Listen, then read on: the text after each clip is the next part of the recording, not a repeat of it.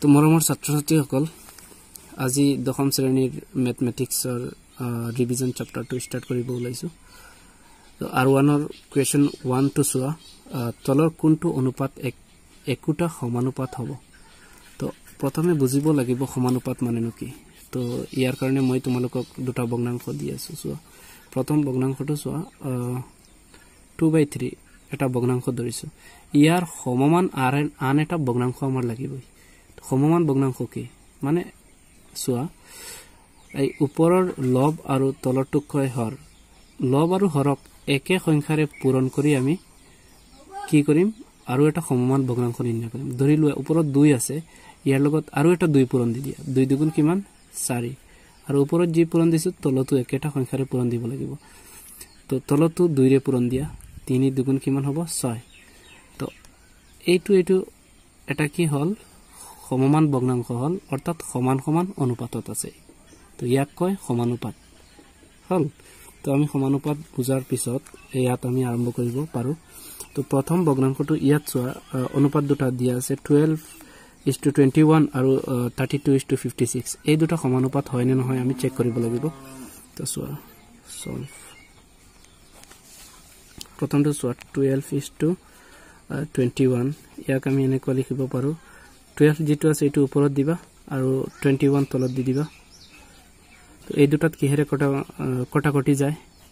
তো আমি পাইছো এই দুটাত 3 ৰে কটাকটি যায়। 3 দি কটা দিলে 3 12ত কিমান বাৰ যায় 3 4 গুণ 12 আৰু 3 21ত কিমান বাৰ যায় 3 7 গুণ 21 হৈছে। আৰু তো কটাকটি না যাব কাৰণ পৰস্পৰ মৌলিক সংখ্যা ওলাই গল। তাৰ পিছতটো কি আছে চোৱা আৰু এটো চোৱা ইয়াত আছে 32:56। ইয়াত চোৱা এই দুটা আমি এনেকৈ লিখিব পাৰো 32 ওপৰত আৰু 56 তলত। এই দুটাত কিহেৰে আমি কটা দিব পাৰো নিশ্চয় 8 ৰে কটা যায়। 8 ৰে আমি কটা দিম।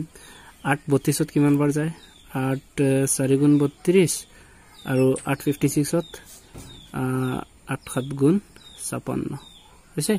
আৰু কটাকটি যায় নে না যায়। তো এইটো চোৱা এই যেটো আছে ভগ্নাংশ ইয়াত যেটো ওলাইছে আৰু ইয়াত যেটো ওলাইছে একেই হয় নে নহয় সমান সমান হয়।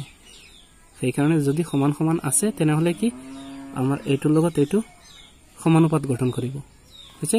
তো আমি এনেকৈ লিখিব পাৰো এতেকে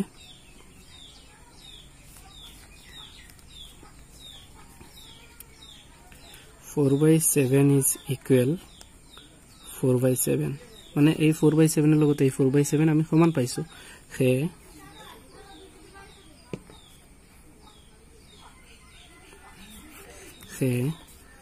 এটো কি আছে ইকুয়েশন 12:21 আৰু 32:56 এটা সমানুপাত হয়।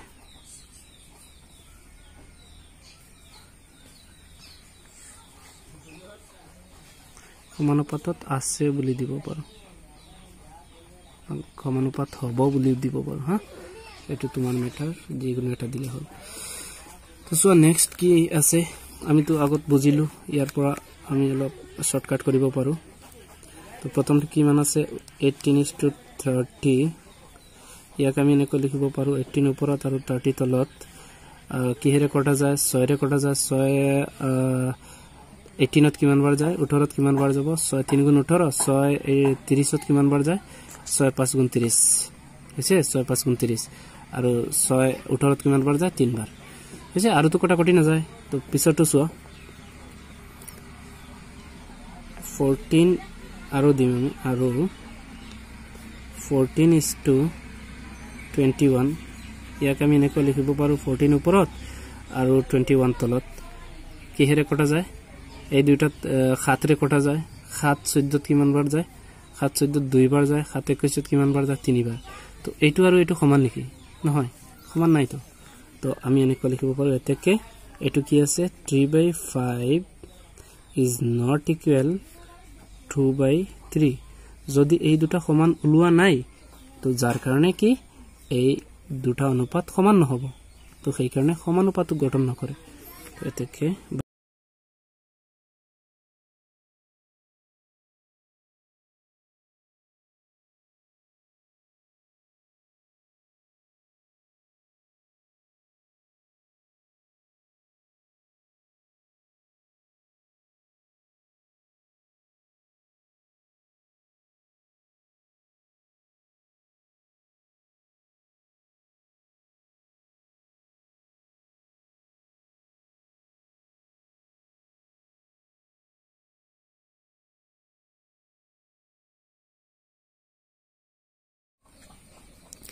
নেক্সট কুৱেশ্যনটো চোৱা চি নম্বৰ আছে কি 22:33 এইটোক আমি এনেকুৱা লিখিব পাৰো 22 ওপৰত আৰু 33 তলত কিহেৰে কটা যায় 11 ৰে কটা যাব ন 11 কিমান বাৰ যায় 22 2 বাৰ যায় আৰু 33 ত কিমান বাৰ যায় 3 বাৰ যায় হয় নহয় 2/3 ওলাইছে আমাৰ এইটো চোৱা আৰু আমি এনেকুৱা লিখিব পাৰো 33:24 is equal to 33 ওপৰত দিবা আৰু 24 তলত দিবা কিহেৰে কটা যায় ইয়াতো 3 ৰে কটা যাব 3 ৰে কটা যাব 3 33 ত কিমান বাৰ যায় 11 বাৰ 3 8 ত কিমান বাৰ যাব 24 ত 3 8 যা 24 তো এটো কিমান ওলাইছে 11/8 নিশ্চয় এইটোৰ লগত এইটো সমান হয় অৰ্থাৎ 2/3 is not equal 11/8 হয় নহয় তো আমি এনেকৈ লিখিব পাৰো 2/3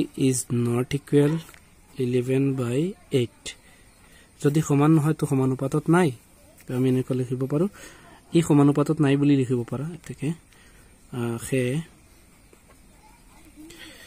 22:33 আৰু 33:24 for এটা সমানুপাতত নাই এনেকুৱা লিখিম সমানুপাতত নাই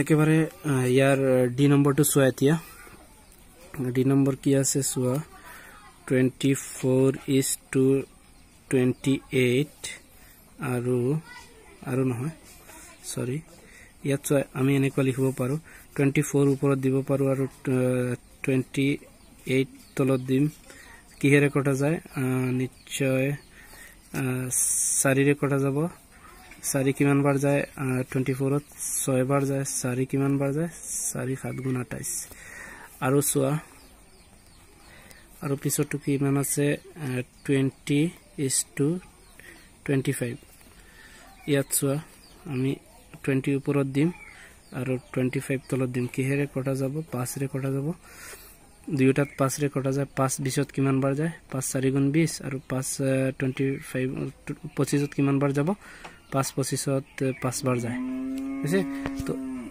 এইটো চোৱা আৰু এইটো চোৱা 6/7 ইজ এইটো লগত সমান নেকি 6/7 is not equal 4/5 তো আমি এনেকৈ লিখিব পাৰো তেকে 6/7 is not equal 4/5 তো হে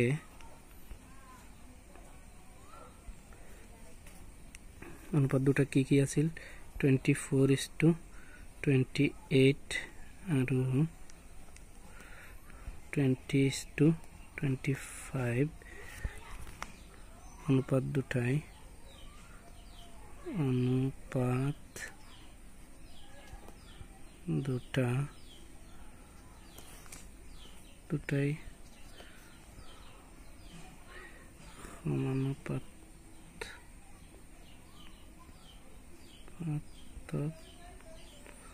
সমানুপাত গঠন নকৰে বুলি দিব পাৰা গঠন নকৰে আছে তো চোৱা তোমালোকে স্ক্ৰীনশ্বটৰ কাৰণে মই দি আছো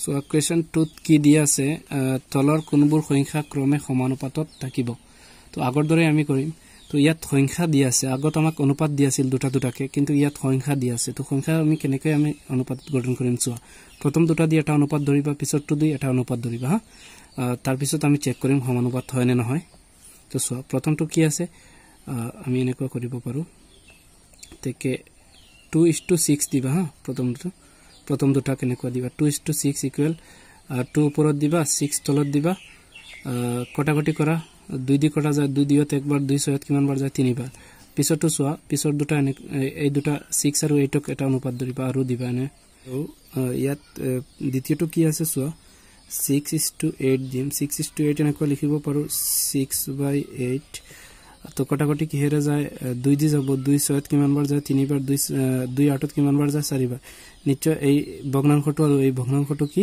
সমান নহয় তো হে আমি এনেকৈ দিব পাৰো এতেকে 1/3 is not equal 3/4 তো হে ই ই সমানুপাতত নাই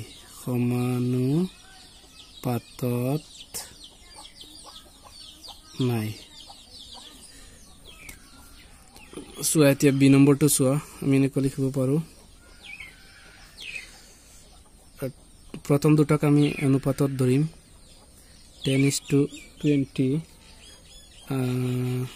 এনেকৈ লিখিব পাৰোঁ 10:20 আমি 10 ওপৰত দিব পাৰোঁ আৰু তলত 20 দিম তাৰপিছত ইয়াত 0 কাটি দিলে কি থাকিব 1/2 নেক্সট যেটো আছে দুটা সেই দুটা সংখ্যাৰে আমি আৰু এটা অনুপাত ধৰিম আৰু দি দিবা ইয়াত তেতিয়া হলে সুবিধা হয় 30:60 এনেকৈ দিবা 30 টো ওপৰত দি দিবা আৰু 60 তলত দি দিবা কটাকটি কৰা 0 কাটি দিলো 3 দি কটা দিয়া 3 কিমান বাৰ যায় একবাৰ 3 6 কিমান বাৰ যায় দুইবাৰ তো 1/2 সমান আছে আৰু আমি এনেকৈ লিখিব পাৰো এতেকে 1/2 ইজ ইকুৱেল 1/2 তো যদি এই দুটা সমান আছে তেনেহলে এই সমানুপাত গঠন কৰিব তো হে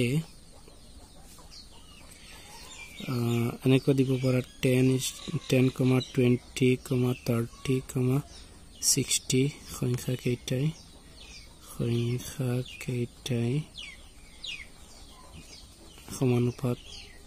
সমানুপাতত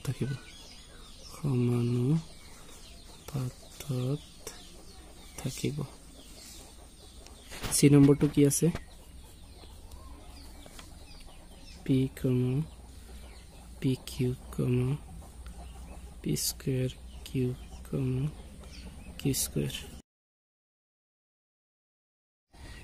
ইয়াত চোৱা প্ৰথম দুটাক আমি এটা অনুপাতত ধৰিম p to pq এনেকৈ দিব পাৰা p ওপৰত আৰু তলত কি হ'ব pq কটাকটি কৰা pp কাটা যায় ন pp কিমান বাৰ যায় একবাৰ যায় তো ওপৰত 1 থাকিব তলত q থাকিব আৰু পিছৰটোক আমি এনেকৈ এটা অনুপাতত লিখিব পাৰো আৰু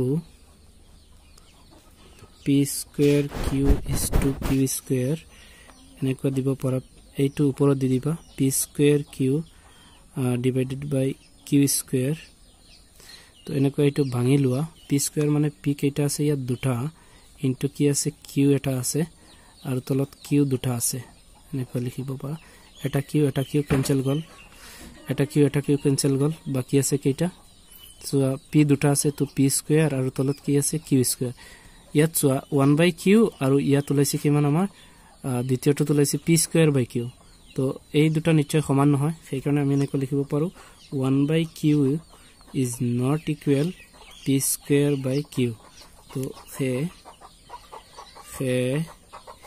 ই সমানুপাতত নাই